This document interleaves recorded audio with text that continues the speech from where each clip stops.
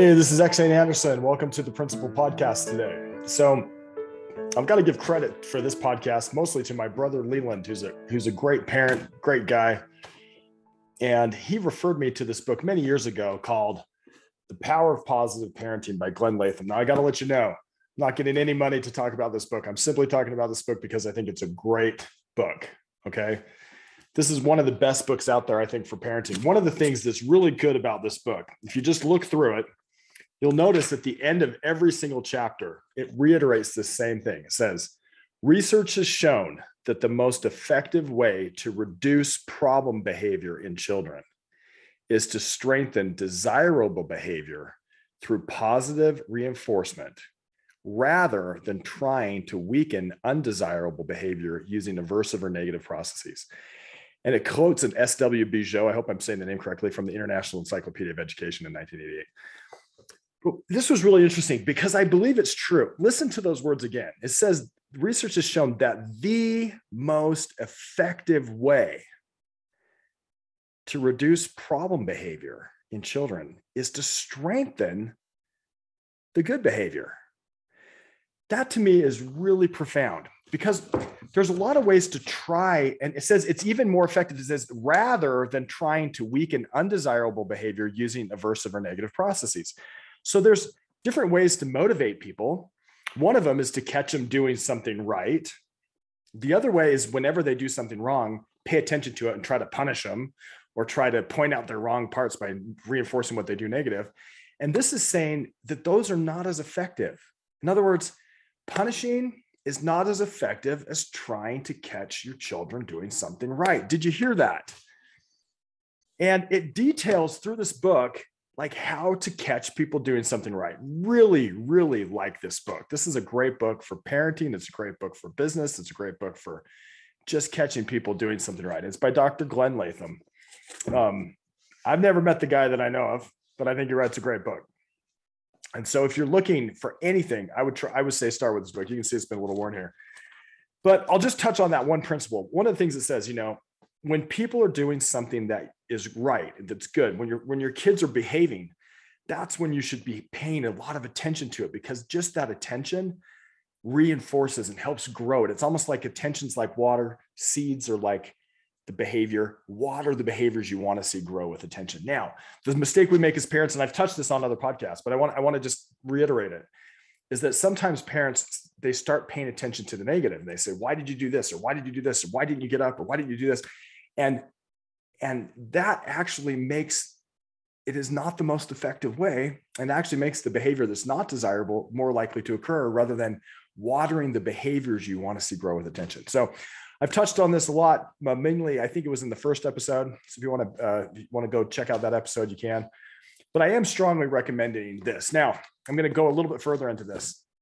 One of the things that the research shows is that intermittent positive reinforcement is the best way to do it. You don't have to reinforce every single time. If you reinforce kind of randomly, that's what strengthens behavior. So if kids if you give them tons of attention every single time, you might do that at first, but you need to just make sure that you're noticing a lot of the time when they do it. You don't have to be perfect about it. Just notice, try to be the kind of parent that says, wow, my kids are behaving. Look how you're behaving. Hey, my kid, hey, you made your bed. That was awesome. Hey, you made your lunch. That was awesome. Give them attention for the good stuff instead of saying, I can't believe you didn't make your bed. Hey, why didn't you make your lunch? Wait till when they do stuff right, give them attention for it. That is the most effective. It didn't say the second most effective. It didn't say it was a great random idea. It said it's the most effective way. So, using that intermittent. Now, I want to tell you, when you first start doing this, people say, well, what should I do when my kid's doing a tantrum? And one of the things that was kind of interesting in this is you want, when the kid is doing something that's not desirable, they need to be put in a safe place where they get zero attention. So for example, if I'm throwing a tantrum, maybe I need to sit in the corner until I cool down, right? But I don't sit there and give them a ton of attention. Say, why are you doing this? Why are you doing this? Why? They just have zero attention. And then as soon as they're acting nice, they can have lots of attention, right? But the mistake a lot of parents, I think, make is they say, well, why are you doing this? Why are you, and they're holding them and there's kids screaming and tantruming and the parents are trying to hug them and coddle them and give them attention. Why are you doing this? Why are you doing this? When in reality, a maybe more effective way that they said was, when they're in when they're misbehaving, they get to go to a place that's very not reinforcing. It's not that they're getting punished. They're just getting put in a place where there's no reinforcement. So if you send them to their bedroom and they get to have lots of fun on their device or something, that's not what I'm talking about. I'm talking about a place where there's actually zero reinforcement, meaning like a corner, nothing to do in the corner. They can cry and scream until they burn out. Now, here's the problem. A lot of times parents will give in before the kid gives up. So the kid's screaming and crying, parents not giving any attention, but they're secretly inside, they're just like dying because they don't want their kids crying. As long as you need to make sure the kid's safe, that they're not being hurt, that there's not anything that's harming them. If they really are having something, that was harming them, obviously, or there's something was too tight or the clothes or something, you need to make sure that that's not happening. Obviously, make sure that it's safe. But once you've made sure that it's safe, if it's just them fuming and temper tantruming, they're in a place where they don't get any attention. And so that might take them 15 minutes or 20 minutes. Don't give up until they burn out. Once they burn out, and they will, and the first time you do it, they might take a long-term to burn out. In fact, they say once you implement this, you're not getting attention, especially if you've been a parent that has been giving attention to the negative for a long time. They might get worse and worse for a little while. In fact, he has this graph in here that shows that like when you first implement a treatment, things actually get worse. But if you can hold steady over time, things get way better. And you can actually train, if kids are getting zero attention for tantruming, they tend to stop tantruming. When they're getting a lot of attention for tantruming, they tend to continue tantruming. But the problem becomes is when the parent gives in at the last minute, or the kid's now been tantruming for 10 minutes. And finally the parent says, I can't take this anymore, and go give them attention. What you've just taught the kid is that if I tantrum for 10 minutes, I'll get dad's or mom's attention, right?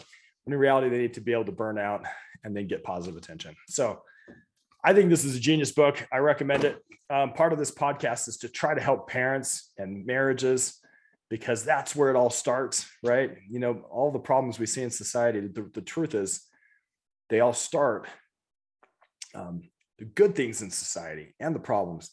We've got to help marriages and families. If we don't help marriages and families, like Neil A. Maxwell said, something is, we're basically just straightening deck chairs on the Titanic. All the social programs in the world, all the government programs in the world, the stuff that's really important has to be fixed at a different level. So that's the purpose of this podcast, is let's try to help marriages and families. This is a great resource, and I hope to be able to point you to more in the Principal Podcast. Thanks for joining today.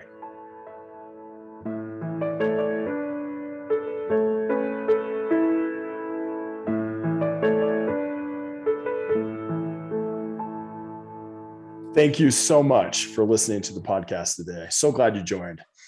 I am on a mission to help as many marriages and families and parents learn the principles and techniques that are going to help their marriages be better. And one thing I know about you, there are so many of you listening right now that have tips, that have techniques, that if you would just share them with the community, it could help. So please share them with the rest of us. Share them with me. Would love to hear them. Like, comment, subscribe, rate, review. Let's do everything we can to help as many marriages as possible. I'm a huge believer that a wise man, Neil A. Maxwell, said, if we don't fix marriages and families, everything else we do will be like straightening deck chairs on the Titanic. I'm sure I didn't quote that right, but it was something to that effect. Let's go to the root of the problem and help marriages and families. Feel free to follow me on social media. Most importantly, learn to follow Jesus Christ, who is the principal giver. And let's share as much as we can with each other to make this a great community where we can help people. Thanks again for joining.